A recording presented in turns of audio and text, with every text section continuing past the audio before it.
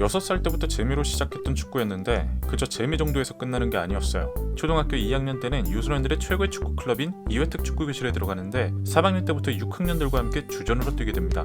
애가 축구를 너무 좋아하고 잘하다 보니까 취미가 아니게 되고 제대로 축구 선수 태클을 타기 위해 축구 종갓집 서울 대동초등학교로 전학을 갑니다. 기존 클럽과는 여러모로 많이 달랐지만 적응 시기도 필요 없이 곧바로 주전을 차지합니다. 초딩들이 주말에 뛰어다니는 주말 리그가 2009년에 처음 도입이 됐는데 여기에서 백승호는 18경기에 30골을 후려버리면서 약간의 주목을 받습니다. 그러다가 우리 지성이 형도 경험했던 범근이 형의 22번째 상을 받은 다음부터는 완전 주목을 받게 되고 2009년 12월에는 대한민국 14세 이하 축구대표팀 자격으로 스페인 대회에 참여하게 됩니다. 백승호의 빠른 스피드와 집중력, 뛰어난 패스 능력과 위치 선정 등은 구경왔던 바르샤 유소년팀 감독을 매혹시켰고 결국 2010년 4월 바르셀로나 유소년팀으로 이적을 하게 됩니다. 계약 기간은 5년이었고 백승호는 19살까지 바르샤 유니폼을 입고 뛰게 되죠. 하지만 잘 뛰고 있는 도중에 문제가 생겨버립니다. 바르샤가 유망주를 영입하는 과정에서 FIFA 규정을 위반했다고 중징계를 받았고 더불어 백승호도 2014년부터 만 18세가 되기 전까지 바르샤 공식 경기에 출전을 못하게 되는 거죠. 이러한 상황 때문에 바르샤는 백승호를 공식 경기 이외의 경기에 적극 참여시키면서 실전 감각을 유지시키려고 노력합니다. 게다가 경기에 뛰지는 못하지만 바르샤 2군 자원으로 분류하여 바르셀로나 B에서의 훈련은 물론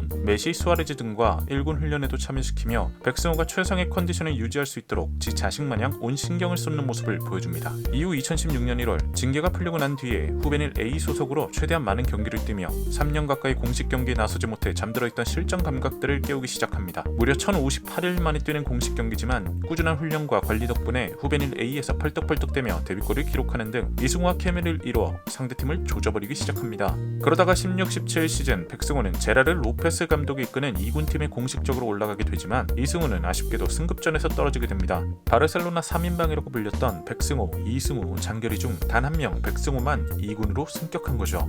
이로써 백승호가 1군에 오를 거라는 기대감은 대한민국을 들썩이게 했습니다. 드디어 캄프누에서 메시와 함께 뛰는 백승호를 볼 수 있는 건가?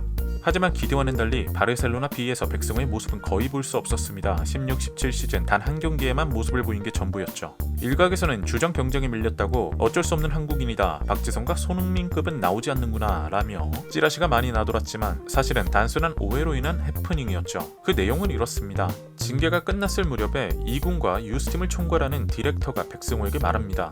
야 승호야, 너 훈련은 2군에서 하는데 그동안 징계 때문에 많이 못 뛰었으니까 경기 감각 끌어올릴 때까지만 후배는 A에서 뛰자. 백승호는 알았다며 고개를 끄덕입니다. 그리고 다음날 백승호는 바르셀로나 2군 감독의 전화를 받습니다. 야 승호야, 너 주전으로 뛸 거니까 바로 B팀으로 올라와. 백승호는 당연히 디렉터와 감독 사이에 얘기가 오갔을 거라고 생각하고 의심 없이 고개를 끄덕입니다. 여기서 문제가 발생합니다. 보통의 경우에 감독은 디렉터와 상의한 후에 유스 선수들을 올리지만 제라르 로페스 감독은 디렉터와 상의 없이 독단적으로 진행을 한 것이죠.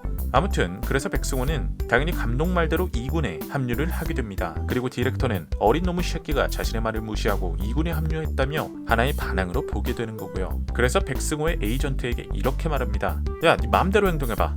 맘대로 멋대로 행동해봐. 프로의 세계가 어떤 곳인지 제대로 알려줄 테니까. 엥? 하지만 에이전트는 이 사실을 백승호에게 알리지 않으면서 결국 백승호는 아무것도 모른 채 계속해서 경기에 나서지 못하는 일종의 징계성 시즌을 보내게 된 겁니다. 그리고 나중에 이 사실을 접하게 된 백승호 측은 당시에 에이전트를 해고하고 디렉터와 오해를 풀면서 빵당하고도 어이없던 상황을 마무리하게 됩니다.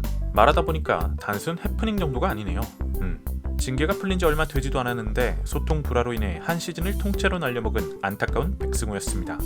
결국 백승호는 실전 경기에 나설 기회를 거의 얻지 못하면서 하루빨리 꾸준히 뛰며 성장할 수 있는 새로운 팀을 알아보게 됩니다. 그리고 2017년 8월 21일 바르셀로나와의 계약을 해지함과 동시에 지로나 FC에 입단을 하게 되면서 바르셀로나와의 7년간의 동행은 여기서 끝을 맺게 됩니다.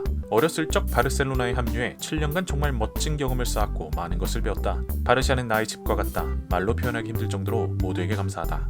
바르샤를 떠나 새로운 도전을 하고 있는 백승호. 자신은 일단 개같은 상황에 휘말리지 않고 자신이 원하는 경기를 뛰면서 무럭무럭 성장했으면 좋겠네요. 벌써부터 그가 어떤 선수로 성장할지 기대가 됩니다. 지금까지 성수장의 쇼다큐였습니다.